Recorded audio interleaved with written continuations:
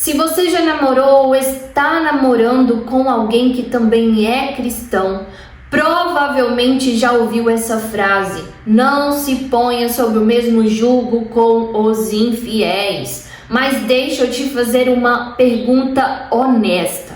Você sabe o que isso significa de verdade? Ou você só sabe que não pode namorar quem não é crente?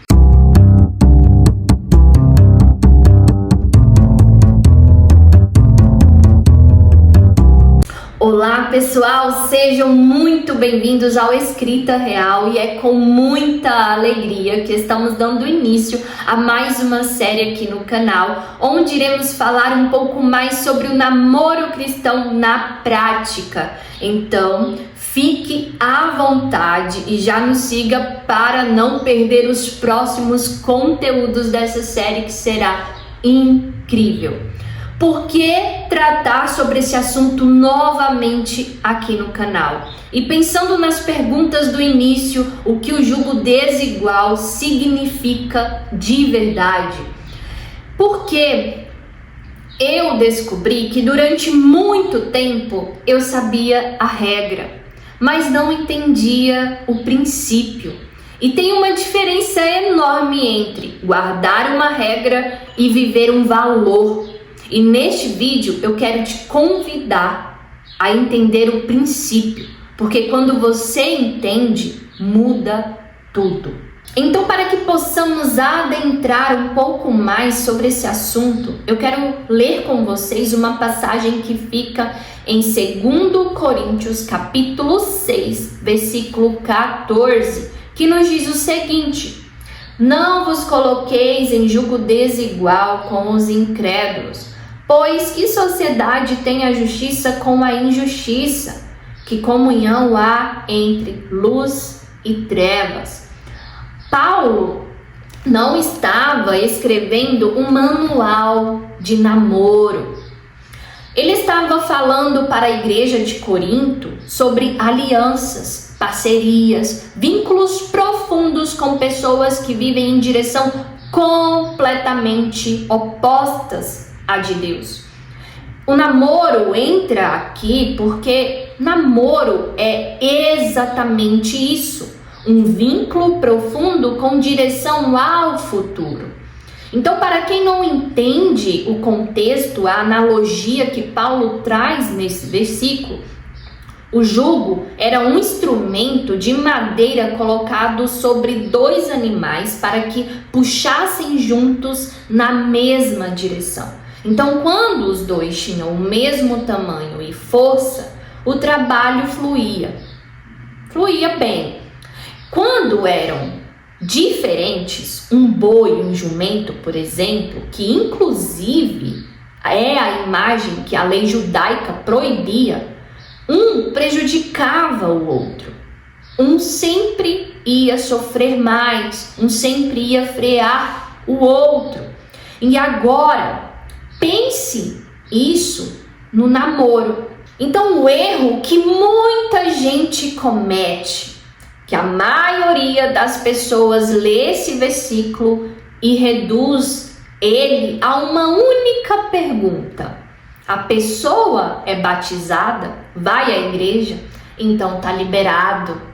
Mas eu aprendi, e olha, aprendi na prática, que 2 cristãos podem estar sob um jugo completamente desigual. Porque o jugo não é só sobre religião, é sobre direção, valores, submissão a Deus. E é por isso que quero fazer 3 perguntas reflexivas aqui. Então reflitam, pessoal, sobre essas perguntas. Primeira, vocês estão indo para o mesmo lugar? Não estou falando só de cidade ou planos de carreira. Estou falando de propósitos. O que Deus tem falado para a vida dele ou dela? O que ele tem falado para a sua vida? Isso conversa? Isso faz sentido para você? Segunda pergunta: Vocês têm a mesma submissão a Deus? Porque dois cristãos podem ter níveis completamente diferentes de rendição. Um está disposto a abrir mão de tudo pelo chamado de Deus. O outro negocia com ele em tudo. Isso gera um jugo desigual, mesmo dentro da fé. Terceira pergunta: vocês têm os mesmos valores centrais? Não os mesmos gostos que eu estou falando. Não a mesma personalidade. Isso é diferença saudável e tranquila. Mas valores centrais como família, integridade, como vão criar os filhos, como vão lidar com o dinheiro, com a igreja, com o ministério, isso precisa estar alinhado. Então, o que significa estar sobre o mesmo jugo? Estar sobre o mesmo jugo não é encontrar alguém perfeito. É encontrar alguém que esteja submetido ao mesmo Senhor que você. E isso muda a pergunta do namoro. A pergunta não é eu gosto dessa pessoa. Gostar, pessoal, é o mínimo. A pergunta é: essa pessoa e eu, juntos, conseguimos avançar no que Deus nos chamou a ser?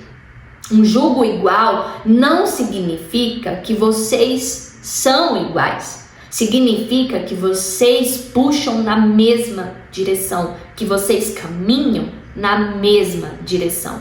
Que quando um fraqueja, por exemplo, o outro sustenta. Que quando Deus fala, os dois ouvem, os dois obedecem. Então, trazendo para a prática, pensem em um casal, tentando construir uma família, ministério, uma vida com propósito. Com um querendo crescer na fé e o outro estagnado. Com um disposto ao sacrifício e o outro priorizando o conforto. Não é culpa de nenhum dos dois necessariamente, mas isso é um jugo desigual e vai desgastar os dois. Então eu quero ser honesta aqui. Esse conteúdo não é para você sair julgando o namoro dos outros. É para você olhar para o seu. Não estou dizendo que seu namoro está errado. Estou te convidando a fazer as perguntas certas, enquanto ainda dá tempo de conversar, alinhar, crescer juntos ou discernir com sabedoria. E se você está solteiro, se você está solteira ainda, assim como eu agora, que esse conteúdo forme em você um critério. Não uma lista de exigências, mas uma clareza de direção. Você não precisa de alguém perfeito, até porque você também não é. Você precisa de alguém que esteja sob o mesmo jugo, o mesmo senhorio. Então é isso, pessoal. No próximo vídeo vamos continuar essa conversa, onde irei te fazer uma provocação que talvez te desconforte um pouco, mas de um jeito bom. Porque vamos falar sobre algo que muita gente não quer admitir. Nem todo namoro cristão é um namoro cristão. Então eu te vejo lá. Se você é novo por aqui, não deixe de se inscrever para ficar por dentro de todas as novidades que temos por aqui e acompanhar essa série e mais outras. Se esse conteúdo te fez refletir, comenta aqui embaixo uma coisa. Qual dessas 3 perguntas mais te desafiou? Quero muito ler o que você tem a dizer. Não deixe de compartilhar com aquela pessoa que você sabe que fará sentido para ela ouvir essas verdades. Não deixe também de deixar o seu like. Seu like nos ajuda muito a crescer por aqui. E não deixe também de adquirir o seu exemplar, os Sussurros de Amizade e Amor, que o link está aqui na descrição do vídeo. Não deixe de nos acompanhar nos próximos capítulos dessa série e outras que virão. Um beijo enorme e até o próximo vídeo!